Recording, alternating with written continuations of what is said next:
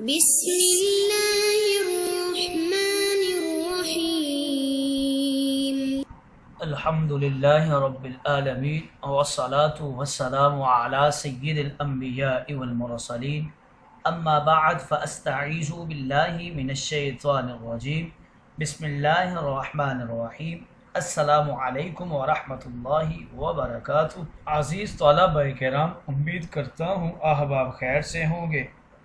انشاءاللہ آج ہم مشکات المصابیح کے درس نمبر 112 میں کتاب اللباس فصل ثالث سے احادیث نمبر 4366 سے لے کر 4372 تک پڑھنے کی سعادت حاصل کریں گے۔ آج کے درس میں ان احادیث مقدسہ کا ترجمہ ہوگا اور ساتھ ساتھ ان احادیث مقدسہ کی تشریح و توضیح کرنے کی سعادت حاصل کریں گے۔ تو آئیے طلبہ کرام بلا تاخیر بڑھتے ہیں اپنے آج کے درس کی طرف۔ بسم اللہ الرحمن الرحیم۔ حضرت دہیہ بن خلیفہ رضی اللہ تعالی عنہ سے روایت ہے، وعن دہیہ بن خلیفہ قال اوتی النبی صلی اللہ علیہ وسلم بقباطی فاعطانی منها قبطیۃ فقال اسدعها سدعین فاقطع احدهما قمیصا واعط الاخر امرأتك تختمر به فلما ادبر قال وامر امرأتك ان تجعل تحته ثوبا لا يصفها، رواہ ابو داود۔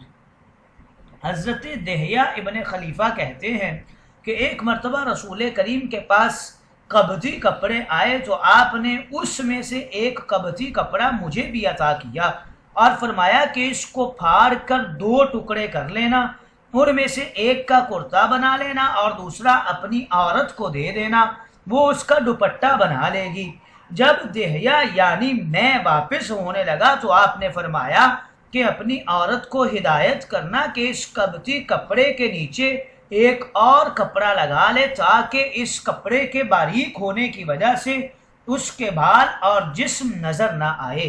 یہ ابو داود کی روایت ہے کہ بھارتی مصری کپڑے کی ایک قسم تھی۔ اس دعہا یعنی اس کپڑے کو پھاڑ دو، ٹکڑے بنا دو، تختمر یعنی اس کا دوپٹہ بنا لے، لا یصفھا یعنی کپڑا باریک ہونے کی وجہ سے جسم کے خد و خال معلوم نہ ہوں، نظر نہ آئیں، اس لیے باریک کپڑے کے نیچے کوئی اور کپڑا پہن لیا جائے تاکہ جسم چھپ جائے، اور اگر کوئی شخص جسم کا بیان کرے تو بیان نہ کر سکے۔ اس سے معلوم ہوا کہ عورت کے لیے اس طرح باریک لباس پہننا منع ہے۔ گویا اس حدیث مقدسہ میں عورتیں باریک کپڑا کس طرح استعمال کر سکتی ہیں، اس بات کی طرف تاجدار انبیاء نے اشارہ فرمایا ہے۔ اگلی حدیث مقدسہ حضرت ام سلمہ رضی اللہ تعالی عنہا راویہ ہیں، ان النبی صلی اللہ علیہ وسلم دخل علیہا وہی تختمر فقال لیت لا لیتین، رواہ ابو داود۔ حضرت ام سلمہ سے روایت ہے، کہتی ہیں کہ ایک دن نبی کریم ان کے پاس تشریف لائے تو وہ اس وقت دوپٹہ اوڑے ہوئے تھی۔ آپ نے فرمایا کہ دوپٹہ کا ایک ہی پیچ سر پہ ڈال لیتی، دوسرے پیچ کی ضرورت نہیں تھی۔ ابو داود کی یہ روایت ہے، لیہ یعنی سر پر دوپٹہ کا ایک پیچ سطر کے لیے کافی ہے، 2 پیچ ڈالنے میں اسراف ہے، ایسا نہیں کرنا تھا۔ حضرت ام سلمہ نے دوپٹہ سر پر لپیٹا ہوا تھا جس میں پگڑی کی مشابہت بھی تھی اور اس طرح کرنا بے ضرورت بھی تھا، اس لیے تاجدار انبیاء نے منع فرمایا۔ لیہ ایک پیچ اور لیتین 2 پیچ کو کہتے ہیں۔ اس باب کی تیسری فصل فصل ثالث کی طرف بڑھتے ہیں۔ حضرت ابن عمر سے روایت ہے، قال مررت برسول اللہ صلی اللہ علیہ وسلم وفی ازاری استرخاء فقال یا عبد اللہ ارفع ازارک فرفعته ثم قال زد فزدت فما زلت اتحراها بعد فقال بعض القوم الى اين قال الى انصاف الساقين، رواہ مسلم۔ حضرت ابن عمر کہتے ہیں ایک دن میں رسول کریم کے قریب سے گزرا، اس وقت میرا تہ بند لٹکا ہوا تھا۔ آپ نے فرمایا کہ اے عبداللہ اپنا تہ بند اونچا کرو۔ میں نے تھوڑا سا اونچا کر لیا۔ آپ نے فرمایا اور اونچا کرو۔ میں نے اور اونچا کر لیا۔ پھر حضرت ابن عمر نے کہا کہ حضور علیہ الصلوۃ والسلام کے اس حکم کے بعد میں برابر اس عمل یعنی تہ بند کو اونچا کرتے رہنے کی طرف متوجہ رہتا ہوں۔ بعض لوگوں نے ان سے پوچھا کہ آپ اپنے تہ بند کو کتنا اونچا رکھتے ہیں؟ انہوں نے فرمایا آدھی پنڈلیوں تک۔ یہ مسلم شریف کی روایت ہے۔ گویا اس حدیث مقدسہ میں ازار و شلوار کا نصف ساق تک ہونا پسندیدہ عمل ہے۔ اس بات کی طرف تاجدار انبیاء نے اشارہ فرمایا ہے۔ اس ترقہ یعنی ڈھیلا پن تھا، اتحرھا یعنی اس کی مقدار میں نگرانی کرتا تھا اور خیال رکھتا تھا کہ اس سے ازار نیچے نہ جائے، کیونکہ حضور اکرم نے اس کو ناپسند فرمایا تھا۔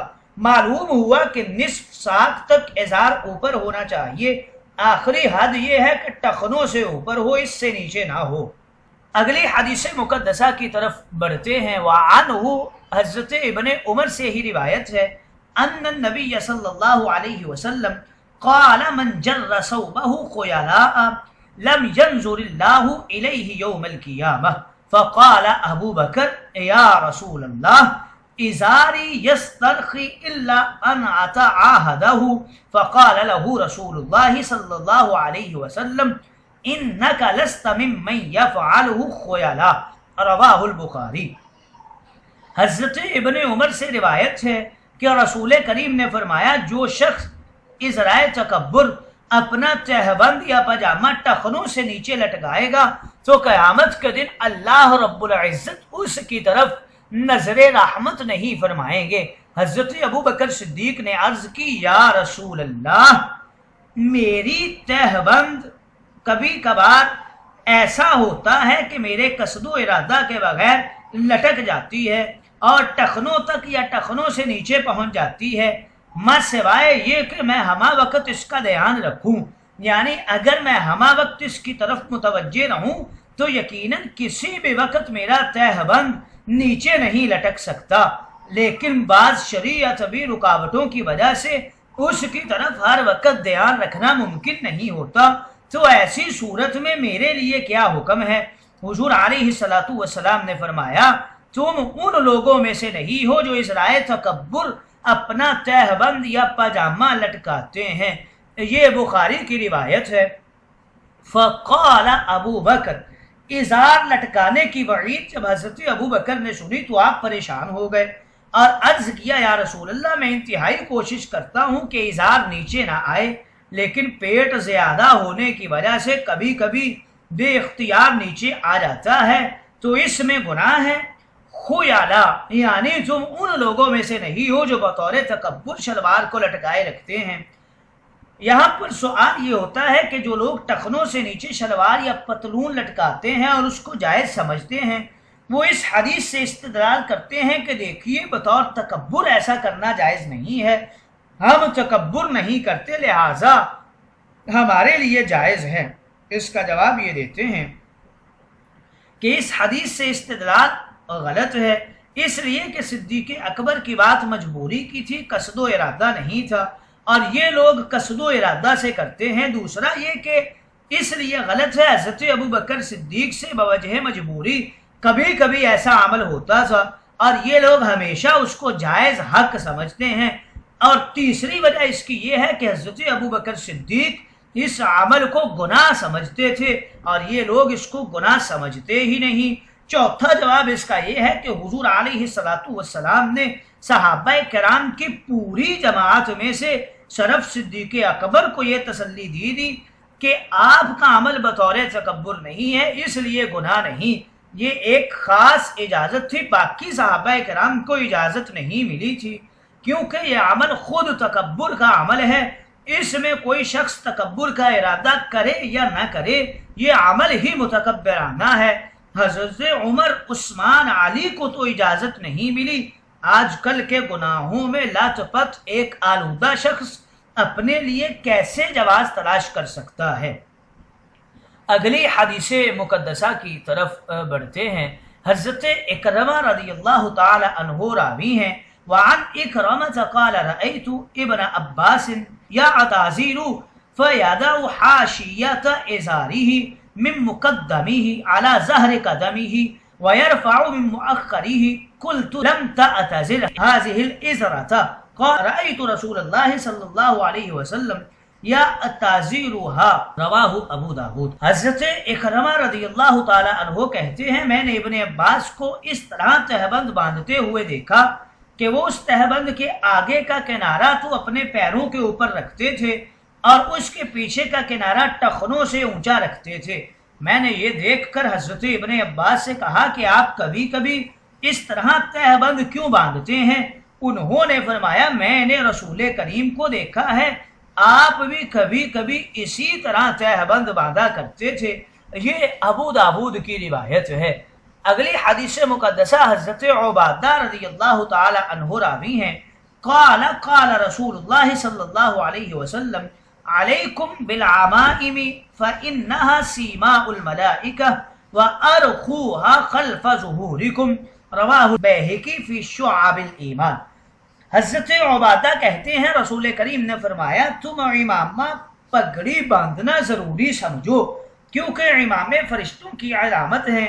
بیعت اور کے بدر کی جنگ کے موقع پر جو فرشتے مسلمانوں کی مدد کے لیے نازل ہوئے تھے وہ امامہ باندھے ہوئے تھے، جیسا کہ اللہ رب العزت نے فرمایا اور امامہ کے شملہ کو اپنی پشت پر چھوڑ دو، کیونکہ ملائکہ بھی اسی حیت سے آئے تھے۔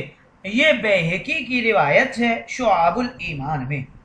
اگلی حدیث مقدسہ حضرت عائشہ رضی اللہ تعالی عنہا راویہ ہیں، وعن عائشہ ان اسماء بنت ابی بکر دخلت على رسول اللہ صلی اللہ علیہ وسلم وعلیہا ثیاب رقاق فأعرض عنها وقال یا اسماء ان المرأة اذا بلغت المحید لن يصلح ان يرى منها الا هذا وهذا اشار الى وجهه وكفيه رواہ ابو داود۔ حضرت عائشہ رضی اللہ تعالی عنہا سے روایت ہے کہ ایک دن اسماء بنت ابو بکر رسول کریم کی خدمت میں اس حالت میں آئیں کہ ان کے بدن پر باریک کپڑے تھے۔ حضور علیہ الصلوۃ والسلام نے یہ دیکھ کر ان کی طرف سے منہ پھیر لیا اور فرمایا اے اسماء، جب عورت ایام حیض کو پہنچ جائے یعنی جب وہ بالغ ہو جائے تو یہ ہرگز درست نہیں ہے کہ اس کے جسم کا کوئی عضو دیکھا جائے علاوہ اس کے اور اس کے۔ یہ کہہ کر آپ نے اپنے چہرے اور ہاتھوں کی طرف اشارہ کیا۔ یہ ابو داود کی روایت ہے۔ اسماء بنت ابی بکر حضرت عائشہ کی بہن اور حضور علیہ الصلوۃ والسلام کی سالی تھیں۔ بلوغ کے بعد آپ نے باریک لباس پہن رکھا تھا، نبی کریم نے منع فرما دیا۔ المحید اس سے مراد بلوغ ہے کیونکہ حیض کا آنا بالغ ہونے کی علامت ہے۔ اس حدیث سے معلوم ہوا کہ جس عورت نے ایسا باریک کپڑا پہن رکھا ہو کہ اس کے نیچے سے اس کا بدن جھلک رہا ہو تو وہ عورت حقیقت میں برہنہ عورت کے حکم میں ہوتی ہے۔ الا ھذا وھذا اس سے مراد عورت کا چہرہ اور ہتھیلی ہے، بوجہ مجبوری اس کا کھولنا عورت کی مجبوری ہے۔ اس کا مطلب یہ نہیں کہ مردوں کو اس کی طرف دیکھنا جائز ہے، البتہ اگر محل فتنہ ہو تو عورت کے لیے بلا وجہ چہرہ کھولنا بھی ضروری نہیں ہے اور اس سے بھی منع فرمایا گیا ہے۔